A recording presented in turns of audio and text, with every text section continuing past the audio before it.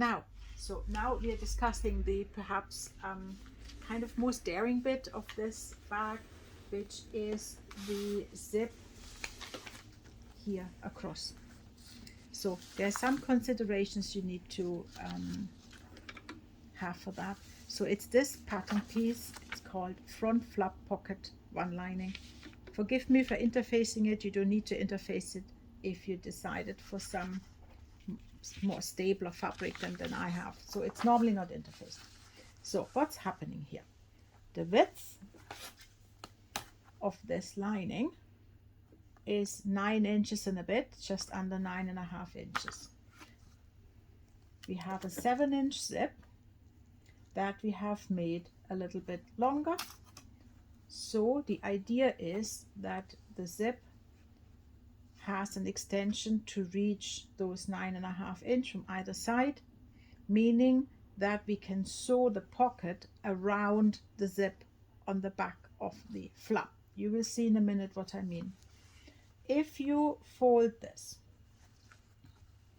and place the zip around 1 inch down, we need to find a good position for that zip now, so that the pockets are not fighting with the bias binding that then goes around here.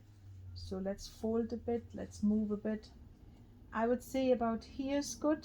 So here it clears the sides, either side, and it's still diagonal like the pattern calls for.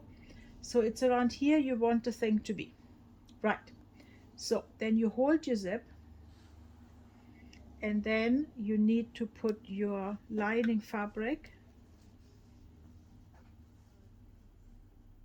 like so, good sides facing, about 1 inch above the zip. So let me see if that's about right. Yes, that looks good. And again, it doesn't yet collide with the connection up here. Then you pull the zip out for the moment. Put a few pins in just to hold this down whilst we are drawing on it and then sewing. So what happens now? We now need to draw the lines to cut the slit. Then we are pushing the lining through. We are the hole that creates. We are top stitching onto the zip, and then we are sewing the lining pocket up. So you will see it will all make a lot more sense once you see it. Right. So we know our zip. We know we want about a bit overlap here, that we see the nice extension. That's about 1.5 inches, and in here I would say we go to 8.5 inches. That means we are staying in by 1/2 inch either side of the pocket, so that will work well. And we go about 1 inch down. I would even say we go 1.5 inch down. I would prefer that.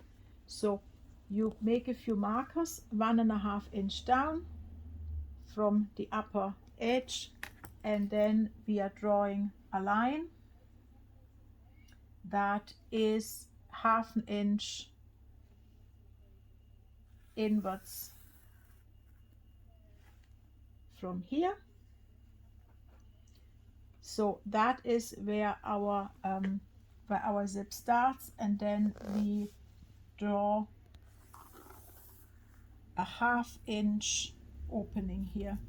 So we've tried that out already with some of previous class participants, and we found that it's very quickly done, that opening here gets too broad, because you think that's quite small, that will be very near to the teeth, but you will find by the time this is pushed to the other side and ironed flat, it kind of magically goes bigger, and then it goes too big, and then you're too near to the edge of the tape of the zip, and then it's not so good anymore.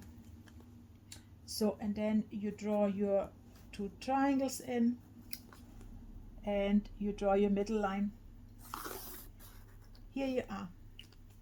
So, and now we are taking the seam ripper and opening that. So that goes now through both, through the lining here and the jeans, through everything. Let's pin that a bit more down because we really don't want this to move now at all. Where did I put my scissors? I just get my scissors, 2 seconds. Here we are. So, and then we cut that here in the middle, like that, and then you come here to the outer edges, like that. Yes, that's good. Right, so I'm happy with that. That all makes sense. Normally you're meant to just sew it down first, but I just quickly wanted to see if that gives me enough room to turn. So go in and you sew your rectangle. I'm still on the zipper foot, don't mind me. You can be on your normal presser foot. So you cut it.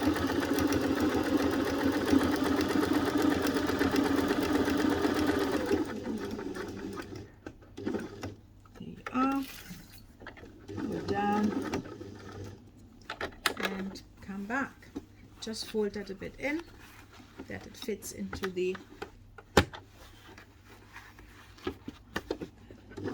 throat here.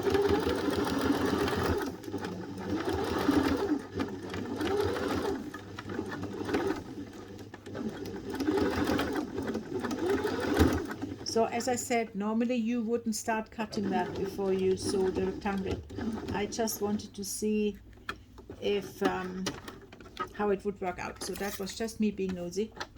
Don't do that. You sew your rectangle first before you cut anything, and then you make sure that's well closed, that stitch, that nothing can unravel. That's the last thing you need, because if anything unravels here on you, then you will see all the raw edges on the wrong side.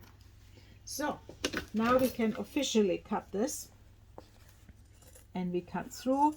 So be very careful. You don't want to cut further than that corner. You want to be very gentle and you don't want to cut that thread. But obviously you need to cut pretty much into the corner, otherwise it's too bulky when you push it to the other side. So I will now obviously get negative feedback from my lining piece because I have interfaced it, so it will now cost me more power to push it to the other side, but I'm fine with that. So see here, and now it comes out the other side like so, and that is the inside of our pocket. See here, like so, and therefore we needed at least that 1/2 inch here, because otherwise first it wouldn't lay flat when we press it down in a minute. And also when we close this pocket now, we need to be able to sew all around it, and we couldn't have lifted that enough here to sew around it if we didn't have at least 1/2 inch of fabric here. So if you really want to use a zip that's longer than 7 inches, then you will have to make your pocket broader, or you have to shorten your zip, but you have to do something. You need to have quite some difference between the zip length and the width of your lining piece here. So I'm finger pressing it a bit from the inside here, just to get it a bit flatter before I look at it from the outside, like so. Let's put the steam a bit on. That's always helpful when you want to nail down thicker fabrics. See here, like that, and then we go on the outside, we have a look. So you know, we could obviously like leave a little bit of that lining visible. That would look quite nice too, but the instructions want us to make it all disappear. So we are good people and just do what we are told for once. Let's press that down. again, you need to have quite some power pressing that down. I'm only sitting so that the video sees it better. Normally I would be standing and pressing down with all my might.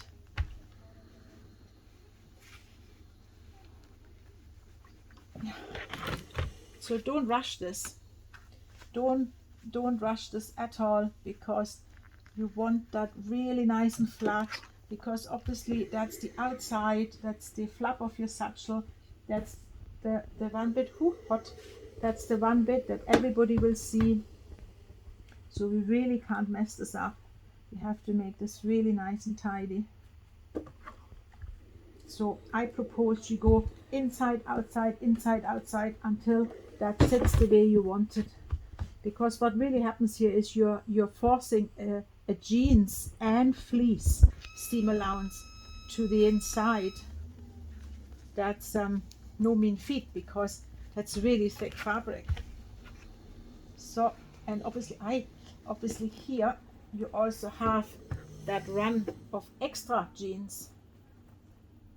So I think actually let me do one more. I do like that lining peeping out, I have to say. I maybe want some little accident of it showing a little bit. I kind of like that. So I'm happy with that. So see, that's okay. We can force that a bit more over to sew the pocket together. That's not bad. But before we can sew the pocket up, we need to put the zip underneath, and we now top stitch onto that zip. See here? Let me put that iron out the road. So see, and we really didn't want that to be any broader, because it's just fine. It's just fine that we are not too far in on the tape of the zip. So don't make that any bigger than that 1/2 inch. So, and then we need a few pins to help us with that. Maybe one here. I always kind of pin a bit over cross, then it holds it better for me. And then you want to make sure that your extensions are about the same length. And yes, I like it that we see a bit the extension of the lining, but that's up to you. You can also push it more to the inside that we don't see it. Totally up to you. It's a total preference thing. There is no bag zip police around here. So, but what you need to do is you need to make sure this is flat. So somehow you need to really accept how it falls. If you go against that bag will never lay flat. So we press it here and we pin it here. That'll do us. Let's sew a run, and then we will see what it does. So let me go in there. So now we need to look a bit. That zip glider needs to move a bit out the road, and then I do need my zipper foot again now. So good that I still have it in. Let's have a look. I would say I start my stitching here because it's unruly here anyway. So if I have my typical over stitching here, that should not look too funny on the eye. And then let's see that we stay parallel to that zip tape. So let's go. Oh, and whilst we're at it, we also need to see, yes, it's all nice and flat in the back. Nothing has creased or anything, so we are good to go. Now let's go. Let's go. Let's bring that a bit out, that we are in the same distance approximately. Yeah, like so. And then here, let's bring that in the middle. So one more about here maybe, and then we come down. No, we need one more, otherwise the distance is not the same. Let's go here, come down. Yeah, that looks okay. And pivot again. And now we're coming back. So now we need to make sure we're really pretty. Same distance either side to the teeth. and stop and curl in, that the machine doesn't push us out, and put the lever up, get this glider out the road. Ah, much better. Ooh, here I have a little wobble, I admit to that. It's a bit difficult to sew and talk at the same time, but I'm doing my best. Here.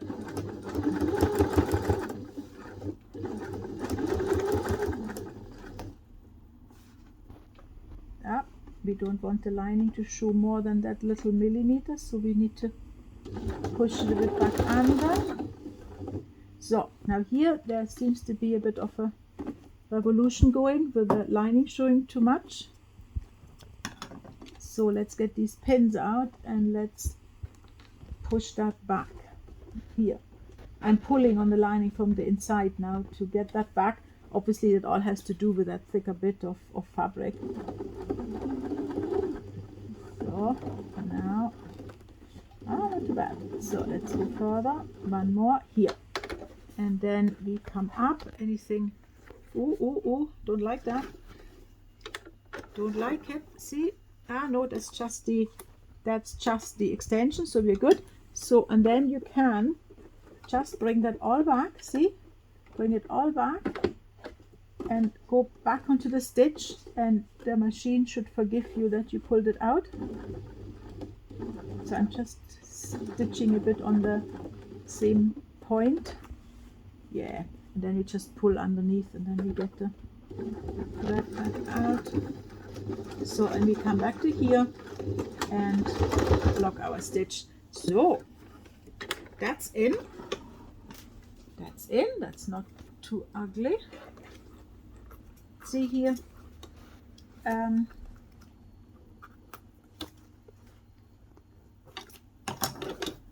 that little stitch, we can just see if we can pull on that a bit.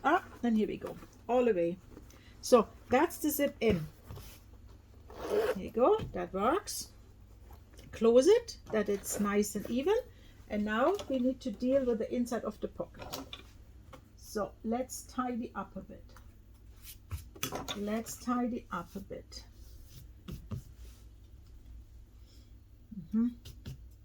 Then I have to say, if I make another bag of this, I would do something about this.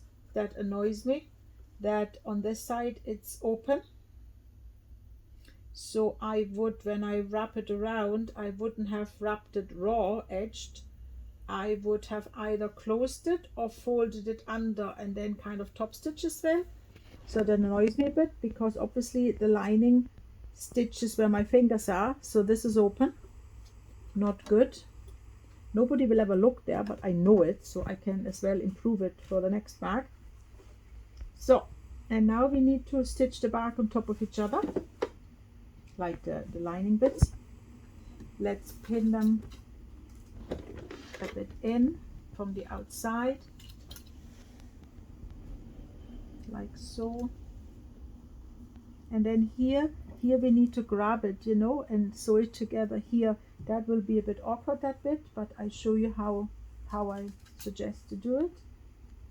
And then obviously above, that's why I left so much here, because see, by the time this is all top stitched, there's not that much left over actually. So I'm glad I left a bit more than the instructions have said. The instructions said 1 inch, but I left about 1.5 inches, and I'm glad I did. So that we don't need. And then we can already prepare these bits. They can go, and that can go. That's these zip extensions. Here you are. Obviously that we never see again, because that will be hidden then by the official lining of the flap. So let's start here. Let's start here behind with our sewing. Take that pin out, and let's start here. Needle down, thread holding. So, and then you stitch here behind. There you are. And you come down, go with your centimeter seam allowance again. And obviously you don't need to stitch along here, because that's folded, that's not open.